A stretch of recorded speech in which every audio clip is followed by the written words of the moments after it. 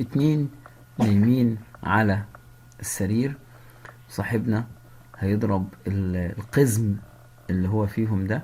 ادي اول ضربة، اوبا، يعني ما وجعتوش جوي، بس ايه، هيقوم يبرطم بكلمتين يعني، في ايه يا ولاد كذا وكذا وكذا، ها، وايه هيرجع ينام تاني عشان الضربة ما حسش بيها يعني.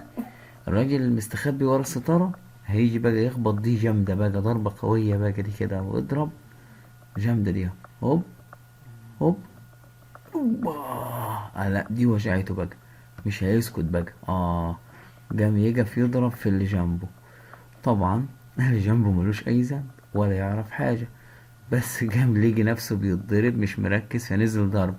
صاحبنا لما لقي الموضوع جد بقى راح ايه، قام يخلص. كده فهموا بقى ان هو السبب، جابوه بقى، انزل بقى، انزل في ضرب بقى. وراحوا هما الاتنين نزلوا ايه في ايه بقى، طحن بقى. يلا اهو، طحن بقى، ضرب فيه على طول. الموقف التاني مصارعة طبعا، بين اتنين مغمضين، وهو الراجل اللي بيضربهم ومتهيأ لهم ايه، ان هم بيضربوا بعض يعني. اهو اضرب اضرب. الموقف التالت، اسد صغير بيخلوه بيجري ورا راجل كبير في السن شوية. فطبعا خايف مرعوب. لو بصينا للحظة وشه يعني، هتلاقيه أسد.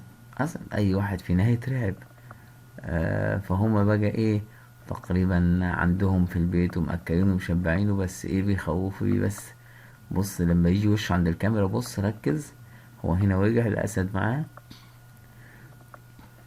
وشه هيجرب عند بتاع الكاميرا كده، هتلاقي الرعب في عينيه يعني.